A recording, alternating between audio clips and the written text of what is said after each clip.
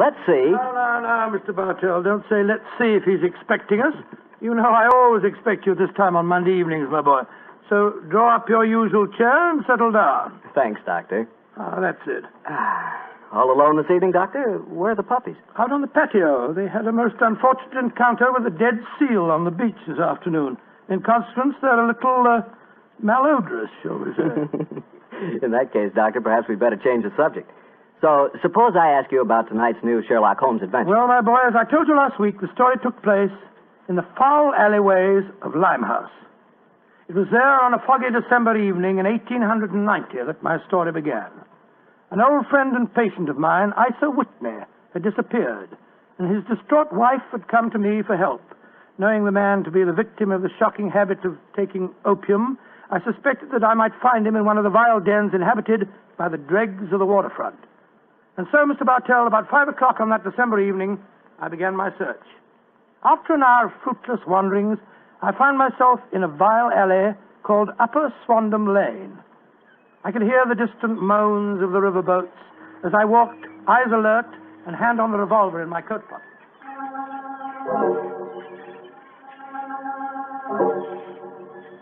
Suddenly, I saw a steep flight of steps leading down to a black gap, like the mouth of a cave. I walked down them.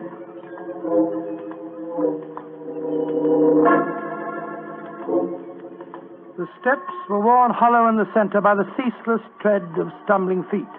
I reached the bottom. A door faced me, and above it, a flickering oil lamp winked warnings at me. I found the latch and lifted it. The door squeaked open protestingly. And I entered.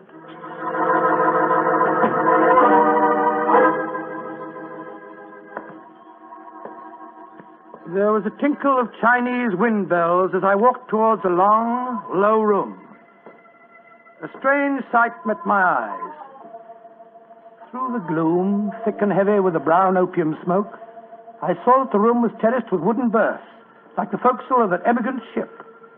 Out of the shadows, there glimmered little red circles of light, now bright, now faint, as the burning poison waxed or waned in the metal pipes. Bodies lay in strange, fantastic poses. Bowed shoulders, bent knees, heads thrown back.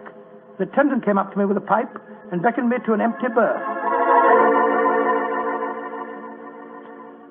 I haven't come here to smoke your filthy drug. I'm looking for a friend, Mr. Isa Whitney. No, Mr. Whitney here. Oh, I'm going to search the place. You must not disturb the priest. I'm carrying a revolver, so you'd better not argue with me, my good man. Out of the way. I searched that filthy den, but found no trace of my missing friend. As I was leaving in despair, a long shaking hand reached out and plucked at my sleeve. I turned, and there sprawled in a berth was the wreckage of a man, his gaunt face yellow and twitching, his clothes filthy and ragged, and the pupil of his eyes like pinpoints. He spoke to me in a thin, quavering voice. Sir, for heaven's sake, get me out of here. Now, look here, my man. Don't say you won't help me, Governor. Ain't you got now? Please help me, Governor. Take me out of here. Strike me, think I'm going to bomb you, I tell you. Oh, what must you expect if you indulge in this filthy habit? Take me out of here, Governor. I'll go straight this time. Cross me out, I will. Oh, very well. Come along with me. I suppose it's my duty to help you.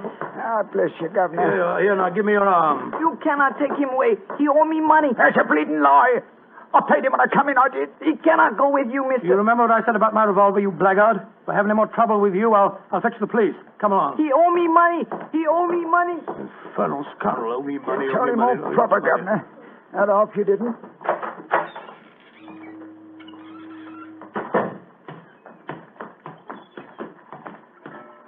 Now, look here, my good man. I'll give you a square meal, some advice, and some medical attention. But the rest Never mind the advice, Watson, but I'll take you up on that square meal. Holmes. Yes, I'm very glad to see you, old fellow. What brought you to that filthy den of iniquity? Oh, gracious me, I went to find a friend. And I, an enemy. Your disguise is wonderful. It completely fooled me. But I'm afraid the proprietor was beginning to penetrate it. That's why I staged the little rescue scene. Had I been recognized, my life wouldn't have been worth an hour's purchase. Well, how long had you been there? Why were you there? Come on, Holmes. Tell me all about it. With pleasure, old chap. But first, let's find a chop house. I want that square meal you promised me.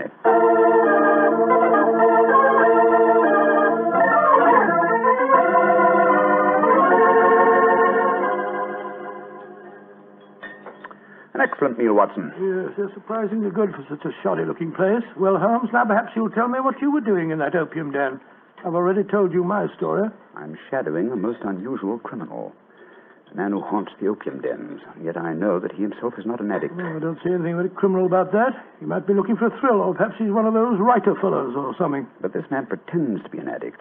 I watched him closely. He fakes his smoking, and grease paint has enabled him to simulate the characteristic pallor of a drug victim.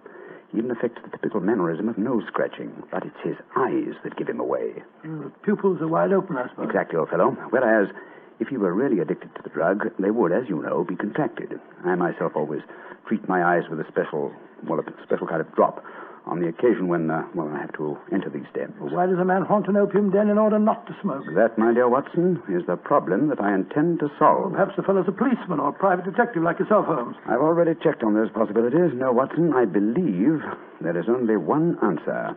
I believe the man is planning a murder. A murder? It's a tempting setting for a murder. Your victim is an addict, drugged and helpless. Your witnesses are in an equal state of befuddlement. The proprietor is anxious to cover up the crime because of the police. That's you. Yes, Holmes. Now, the question is, who is the intended victim? That, my dear Watson, is why I've been shadowing this man. Unfortunately, he was not present in the den we just left, but I intend to continue my search. Holmes, can I help you? My wife's away, you know. You know, it's a long time since we were on a case together. I shall be delighted, my dear chap. I've missed you sadly during the past few months. And are you, Holmes? What's the next move? Back to Baker Street, old fellow. My disguise is wearing thin, and I must contrive a new one.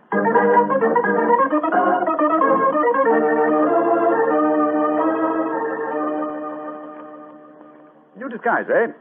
Well, which one shall it be, Watson? Well, how about the old flour cellar? I love that one. Well, it's pretty impressive, aren't it?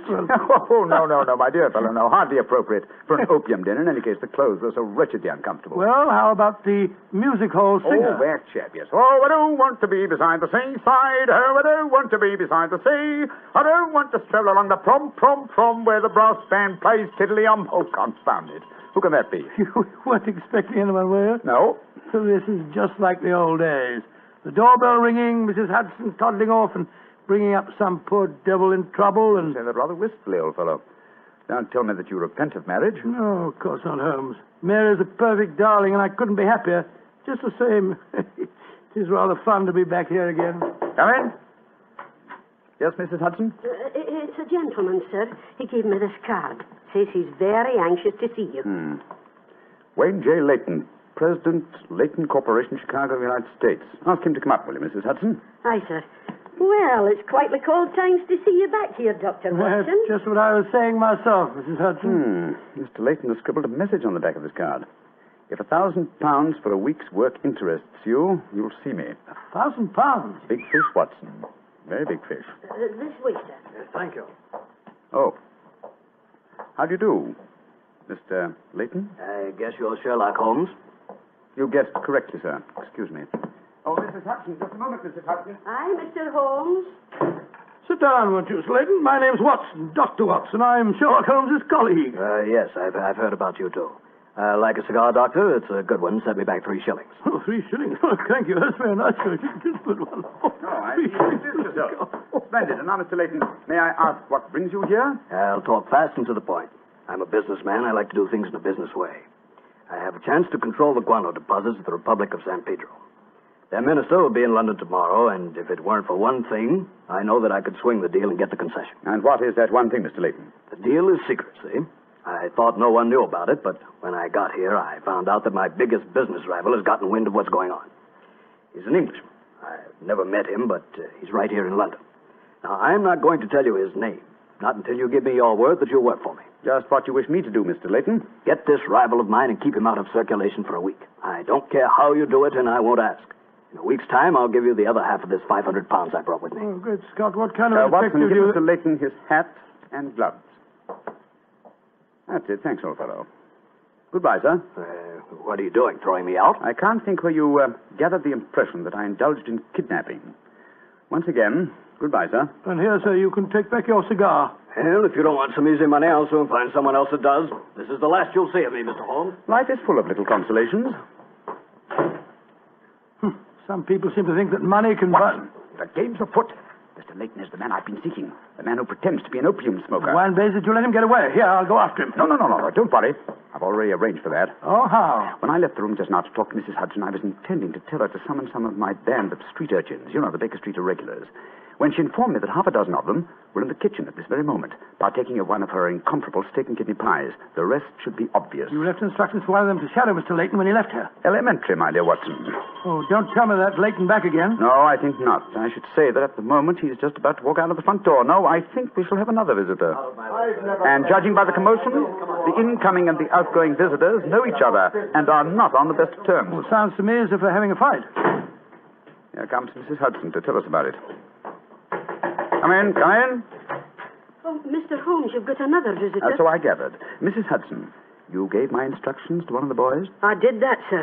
Young Wiggins was going to follow the gentleman. Mrs. Hudson, what was all that commotion about downstairs just now? Oh, it was the two gentlemen shouting at each other. Him that was leaving and the one that was waiting on the doorstep. And who is our new visitor, Mrs. Hudson? Here's his card, sir. Oh, thank you.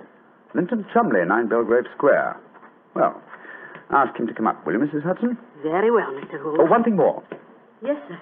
Please instruct another of the Baker Street irregulars to follow this Linton Chumley when he leaves here and report to me. All right, sir.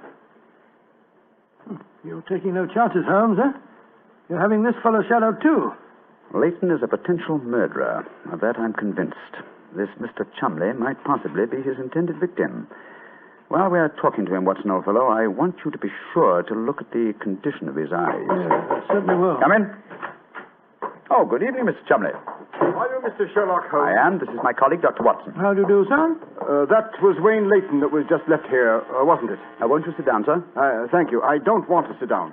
All right, you needn't answer my question, but I know it was Leyton. I've never met him, but I've seen his picture in the newspapers. Oh, very well, then, sir. It was Wayne Leyton. I know why he came to you. He's trying to have me put out of the way while he closes that deal on the San Pedro and Guana concession. Now, look here, Holmes. You've got to be on my side. Whatever fee he offered you to dispose of me, I'll double it if you'll take care of him for a few days. Oh, dear me, this is becoming monotonous. Watson? The hat and gloves? Thank you, old chap. That's right. Good night, Mr. Chumley. Look here, Holmes. I'll treble his fee. I'll quadruple it. My dear Mr. Chumley, I have accepted no fee from Mr. Leyton. I don't propose to accept one from you. Your hat and gloves, sir? That man is out to kill me, Holmes. Well, if you won't help me, I'll go to the police. That's an excellent idea, Mr. Chumley. Again, good night.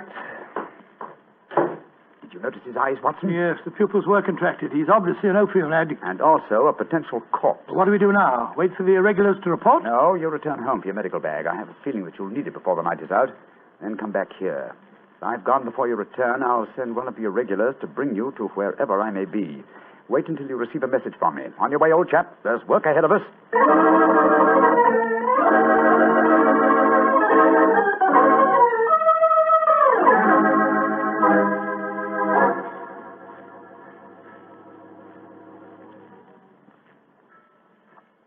Wiggins, you're certain that this is the place that Mr. Holmes told you to bring me to? Oh, yes, Dr. Watson. The corner of Swanham Line and Brixton Street, Mr. Holmes said. Yeah, well, this is the spot, all right. I don't see any sign of him. Hello? This old woman coming towards us. So that's the disguise he chose. Oh, spare me a few coppers, will you, mister? My feet hurt something awful, and I ain't had a bite of food all day.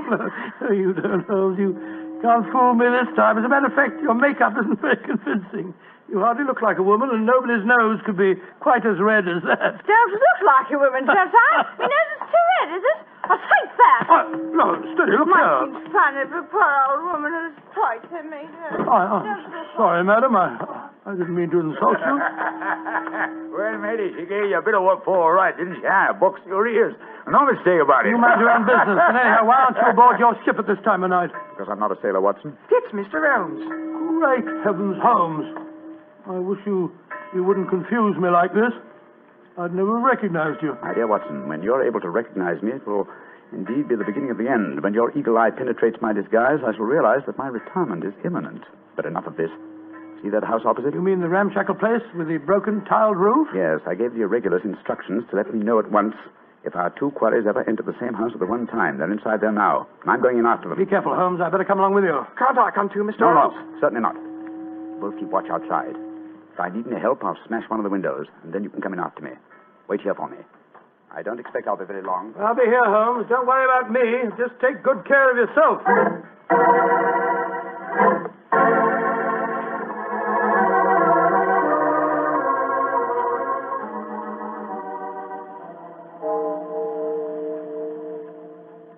It's 1 o'clock, Doctor. Yes, I know, Wiggins. He's been in there half an hour. I'm beginning to get worried. Start going off, No, sir. Wiggins. You know Mr. Holmes. When he gives orders, he likes them. There's a signal for help. Keep watching the house, Wiggins. I'll be out in 5 minutes. Go for the police. Right you are, sir. All right, Holmes, all right. I'm coming.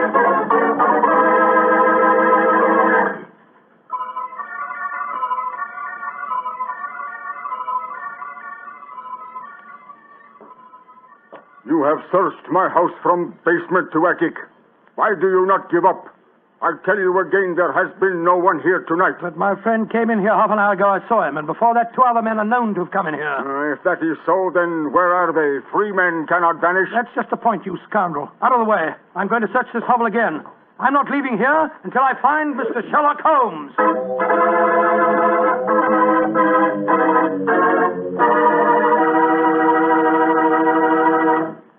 You'll hear the rest of Dr. Watson's story in just a second.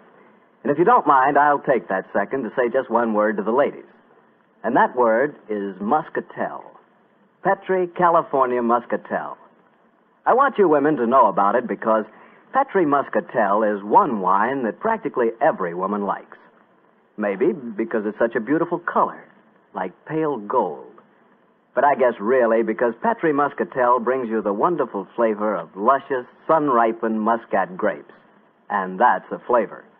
Try Petri Muscatel after dinner, or any time as a change from Petri Port.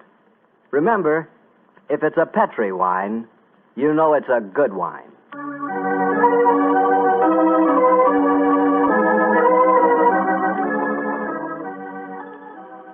And now back to Dr. Watson and tonight's story, The Eyes of Mr. Leyton. Well, what happened next, Doctor? When you searched the house for the second time, did you find any trace of Sherlock Holmes or the 2 rival businessmen? No, Mr. Bartell, I'm afraid I didn't. What did you do? I told Wiggins to report the matter to the nearest police station and then rattle back to Baker Street in a hansom cab as fast as I could. When I arrived at the old familiar doorstep, I wrenched at the bell in a frenzy of anxiety. Finally, the door opened, and there stood Mrs. Hudson. Dr. Watson, what is it, sir? Why, you're as white as a ghost. Mr. Holmes, is he here? Aye, sir, came in half an hour ago. He was dressed as a sailor and was half carrying some drunken friend of his. Oh, thank heavens he's safe. I'll go up. All right, sir.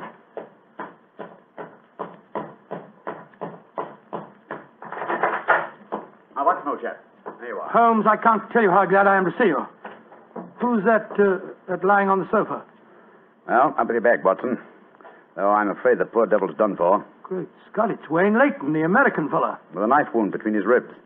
See what you can do for him, will you? All right. This is extraordinary, Holmes. You said that Leyton was a potential murderer, and now he's a victim himself. The biter bit, eh, old chap? Yes, he's still breathing, but he hasn't a chance. I'll try him with an injection of strychnine. Holmes, how did you get his body out of the house? I searched the place from top to bottom. I found no trace of any of you. When I went in, I found the stabbing had already taken place. The proprietor then bribed me, or rather the broken-down sailor he took me for, to smuggle the body out through the secret stairway leading to the wards of the back of the house. Oh, there's no trace of Chumley there? No, he must have left before me by the same exit. Oh, then you smashed the window and bolted. Yes, I knew that I could count on you to hold the fort while I was getting the body away. Try to say something, Watson.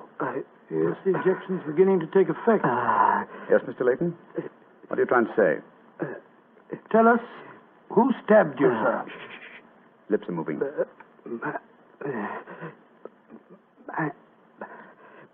Mandalay. He's dead, Holmes. Yes, but he gave us the clue to the murderer's identity. How? The word he mumbled just before he died. Sounded to me as if he said Mandalay. Precisely, old fellow. Never did a corpse give us a clearer instruction as to our next and final move. And that is? Back to Limehouse, Watson. Back to Limehouse.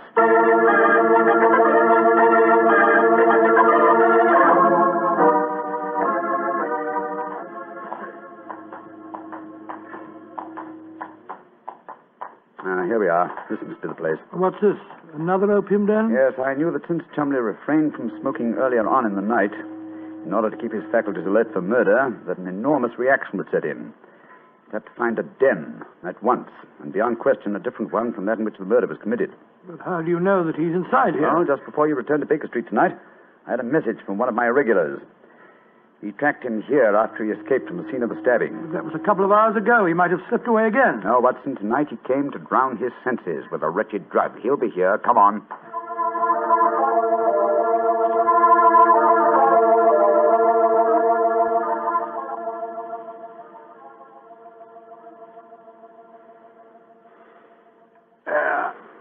That second injection of caffeine should bring him round. He's heavily drugged, but I think it'll work. Surprising what a 5-pound note will do, isn't it? Yes, the proprietor let us bring Chumley into his private room, and he's coming to. Who are you? What do you want? You remember me, sir? I'm Sherlock Holmes. Oh, yes, I remember you.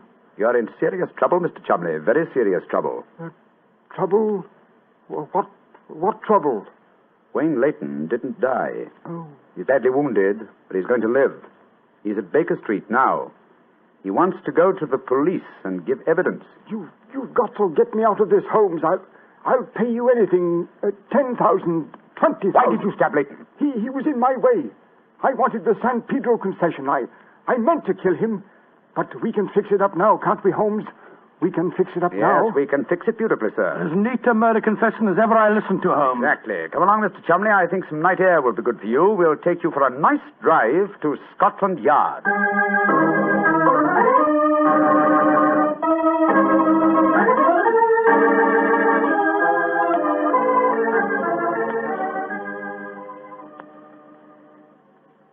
I brought you some kippers, gentlemen. You've both been up all night, and I'm sure you can do it. It's very thoughtful of you, Mrs. Hudson. Yes, indeed it is. What is Mrs. Watson going to say when she finds you've been out all night? Oh, don't you worry about that, Mrs. Hudson. She's very understanding. It's lucky for you that she is. Well, I'll go and leave you to your breakfast. Holmes. Yes, dear fellow? There's only one thing that puzzles me about this case. Oh, what's that? When Leyton was dying, he muttered the word Mandalay. How did that give you the key to the murderer's identity? Oh, the dead American had never met Mr. Chumley, you remember, except when they bumped into each other in our hallway. Yes, he told us that he recognized him from the newspaper photograph. Being an American, he had no reason to know that the name Chumley is in no way pronounced the way it is spelt. But I never thought of that. Chumley. That name spelt C-H-O-L, Chol, M-O-N, Mon, D-E-D-E-R, L-E-Y. Chol Mondeley. Mondeley. Precisely, old fellow. What you thought to be Mandalay was really Chol Mondeley, the name of the murderer. What an amazing case. You did a remarkable job, Holmes. I'm beginning to be confoundedly sleepy. Why not sleep, old chap? Your old room's all ready for you. Are you going to take a nap? Oh, dear me, no. I have much too busy a day ahead of me. Let me look at my engagement book. Baxter Square murder. I put the police on the track. The Duchess of Ferrers. I've got her material. The princess who was about to run away from home. Good gracious me, let her run. The Pope's cameos. Ah, yes. His Holiness must not be kept waiting. Can I help you again, Holmes? Mary doesn't return until tomorrow. Well, I thought you were sleepy, old fellow. Sleepy rubbish. I never felt more wide awake in my life.